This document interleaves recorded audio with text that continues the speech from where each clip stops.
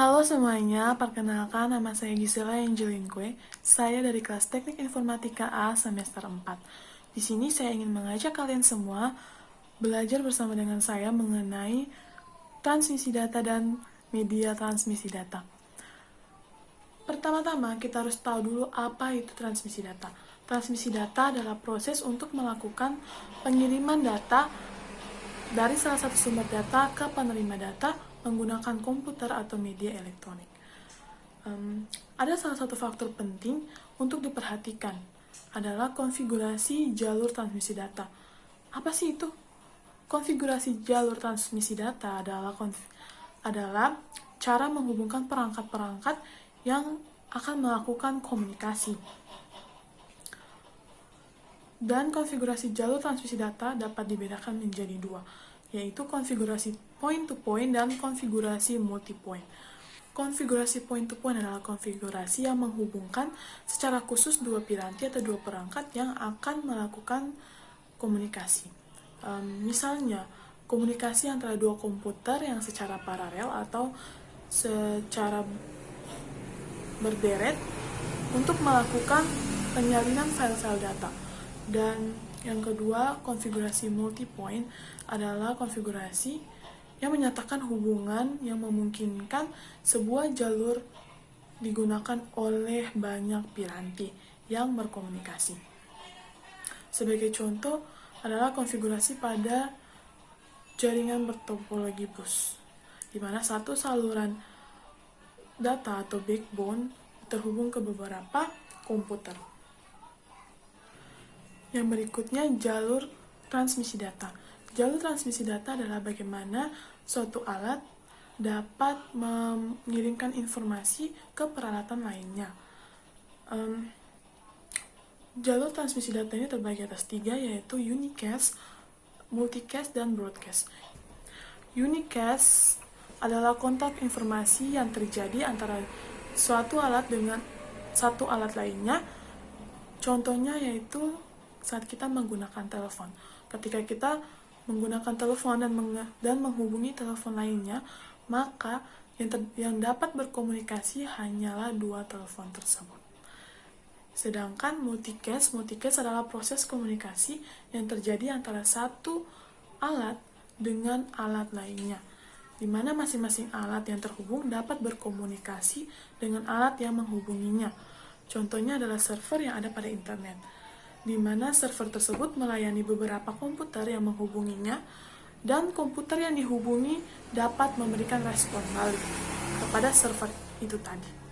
Terus yang ketiga, broadcast adalah proses pengiriman informasi dari satu alat ke alat-alat lainnya. Kenapa hanya disebut pengiriman informasi?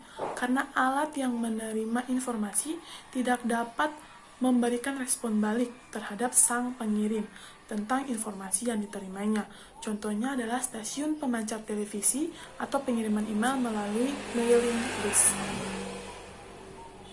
Berikutnya, ada dua jenis sinyal dalam dunia teknologi, yaitu sinyal analog dan sinyal digital.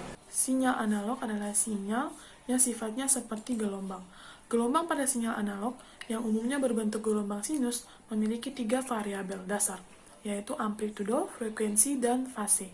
Di mana amplitudo itu untuk mengukur tinggi rendahnya suatu tegangan dari sinyal analog, sedangkan frekuensi untuk mengukur jumlah gelombang sinyal analog dalam satuan detik. Dan yang berikut, fase adalah besar sudut dari sinyal analog pada saat tertentu. Terus pengertian sinyal digital merupakan sinyal data dalam bentuk pulsa yang dapat mengalami perubahan yang tiba-tiba dan mempunyai besaran 0 dan 1. Teknologi sinyal digital hanya memiliki dua keadaan, yaitu 0 dan 1, sehingga tidak mudah terpengaruh oleh derau atau noise. Tetapi transmisi dengan sinyal digital hanya mencapai jarak jangkau relatif pendek atau jarak jangkau relatif dekat.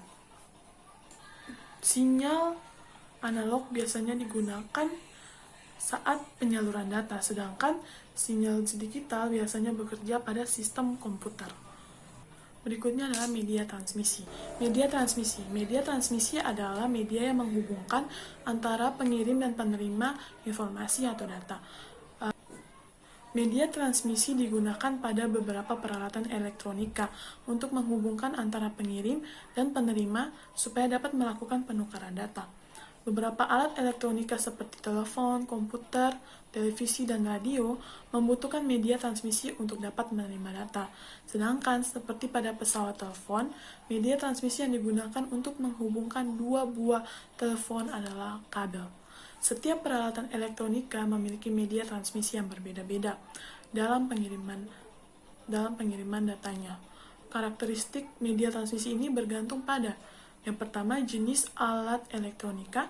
Yang kedua, data yang digunakan oleh elektronika tersebut. Yang ketiga, tingkat keefektifan dalam pengiriman data. Yang keempat, ukuran data yang dikirimkan.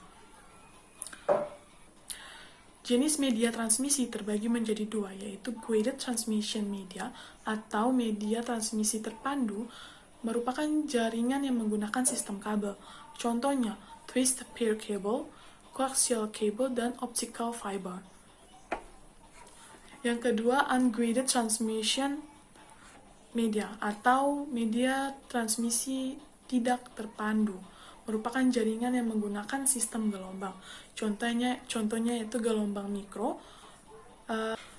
Gelombang mikro merupakan bentuk gelombang radio yang beroperasi pada frekuensi tinggi dalam satuan gigahertz. Gelombang mikro banyak digunakan pada sistem jaringan LAN, warnet, dan penyedia layanan internet atau ISP. Keuntungan menggunakan gelombang mikro adalah akuisisi antar menara tidak begitu dibutuhkan, dapat membawa jumlah data yang besar, biaya murah karena setiap tower antena tidak memerlukan lahan yang luas, frekuensi tinggi, atau gelombang pendek karena hanya membutuhkan antena yang kecil. Dan ada kelemahan gelombang mikro adalah rentan terhadap cuaca seperti hujan dan mudah terpengaruh pesawat terbang yang melintas di atasnya. Contoh kedua adalah satelit. Satelit adalah media transmisi yang fungsi utamanya menerima sinyal dari stasiun bumi dan meneruskannya ke stasiun bumi lainnya. Keuntungan satelit adalah lebih murah dibandingkan dengan menggelar kabel antar benua. Dapat menjangkau permukaan bumi yang luas, termasuk daerah terpencil dengan populasi rendah. Meningkatnya trafik telekomunikasi antar benua membuat sistem satelit cukup menarik secara komersial. Ada kekurangannya juga, yaitu satelit adalah keterbatasan teknologi untuk penggunaan antena satelit dengan ukuran yang besar, biaya investasi dan asuransi satelit yang masih mahal, atmospheric losses yang besar untuk frekuensi di atas 3 GHz, membatasi penggunaan frekuensi carrier.